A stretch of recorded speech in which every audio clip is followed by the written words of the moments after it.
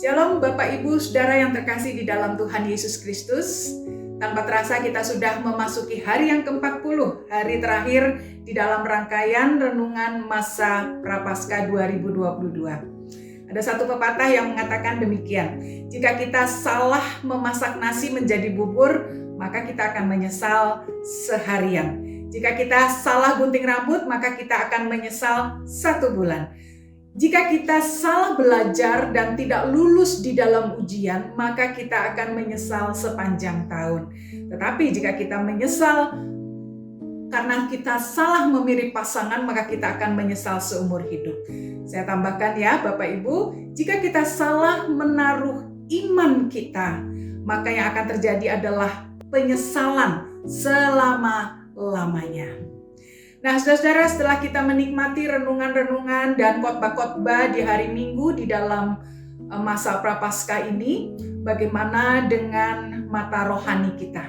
Saya percaya kita semua telah banyak mendengar firman Tuhan, dibukakan oleh firman Tuhan, disegarkan oleh firman Tuhan, dan saya sungguh meyakini bahwa saudara dan saya adalah orang-orang yang dengan iman mengatakan bahwa saya tidak salah memilih Tuhan Yesus sebagai Tuhan dan Juru Selamat di dalam kehidupan kita. Nah, saudara, di dalam perenungan hari terakhir di dalam masa Prapaskah ini, saya mengajak kita semua melihat fenomena seputar kubur kosong dan juga kebangkitan Tuhan Yesus. Tentu saja kita meyakini Alkitab yang menyaksikan bahwa kubur kosong itu membuktikan bahwa Tuhan Yesus sudah bangkit. Namun mari kita simak beberapa teori seputar kubur kosong Tuhan Yesus tersebut. Yang pertama, saudara, adalah teori jasad Yesus telah dicuri. Nah, saudara, jika murid-murid hanya mendapati bahwa kubur Tuhan Yesus sudah kosong, tetapi mereka tidak bertemu dengan Tuhan Yesus yang sudah bangkit, maka saudara, teori yang disebut dengan jasad Yesus dicuri ini adalah sesuatu yang sangat bisa dipatahkan. Alkitab memang mencatat jika kubur Tuhan Yesus kosong, tetapi Alkitab juga mencatat bahwa para murid itu bertemu dengan Tuhan Yesus yang bangkit berkali-kali. Saudara, bagaimana mungkin jasad Tuhan Yesus dicuri jika Yesus itu menampakkan diri berkali-kali? Itu membuktikan bahwa Tuhan Yesus sudah bangkit, kan? Lalu teori yang kedua adalah teori bahwa para murid itu berhalusinasi. Nah, saudara, jika jasad Yesus masih tergeletak di dalam kubur, tetapi muncul kemudian penampakan Tuhan Yesus. Mungkin saja para murid dalam hal ini benar bahwa mereka berhalusinasi. Berhalusinasi karena mengira Tuhan Yesus sudah bangkit. Ya, karena mereka tentu saja berharap demikian, Tuhan Yesus tidak mati. Namun saudara, sekali lagi Alkitab tidak mencatat demikian. Alkitab mencatat jika jasad Tuhan Yesus itu tidak ada di dalam kubur lagi. Nah, saudara, kemudian teori yang ketiga adalah teori konspirasi. Teori ini mengatakan jika tanpa keduanya, jadi jasad Tuhan Yesus masih ada di dalam kubur dan para murid tidak berhalusinasi bahwa Tuhan Yesus sudah bangkit. Tetapi para murid ini dengan berani melayani, berkhotbah, menginjili dalam nama Tuhan Yesus dan juga dengan semangat memberitakan Injil, maka saudara, ini disebut dengan teori konspirasi, ya. Karena ya Tuhan Yesus jasadnya masih ada di dalam kubur, ya. Bagaimana mereka bisa menyaksikan dengan penuh sukacita, dengan penuh iman bahwa Yesus itu sudah bangkit dan mengabarkan Injil? Wah, ini namanya teori konspirasi, ya. Nah, lalu saudara, teori yang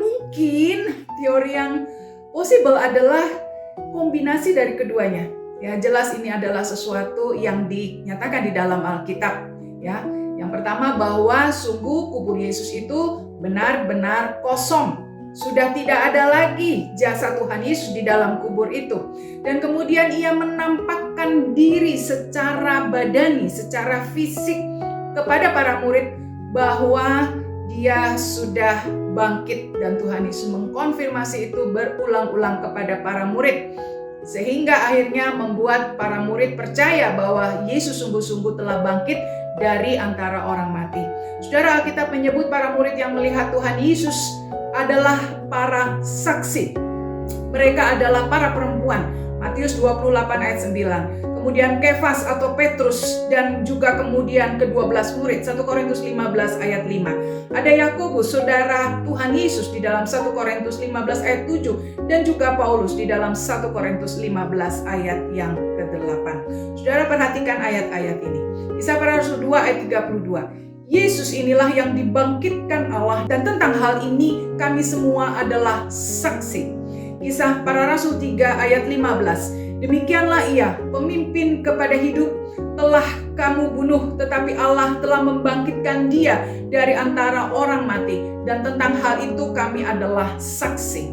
Kisah Rasul 10 ayat 40 sampai 43. Yesus itu telah dibangkitkan pada hari yang ketiga dan Allah berkenan bahwa ia menampakkan diri. Dan ia telah menugaskan kami memberitakan kepada seluruh bangsa dan bersaksi bahwa dialah yang ditentukan Allah menjadi hakim atas orang-orang hidup dan orang-orang mati. Tentang dialah semua nabi bersaksi bahwa barang siapa percaya kepadanya, ia akan mendapat pengampunan dosa oleh karena namanya. Saudara, di dalam 1 Korintus 15, Paulus menjelaskan secara detail makna pentingnya kebangkitan Kristus.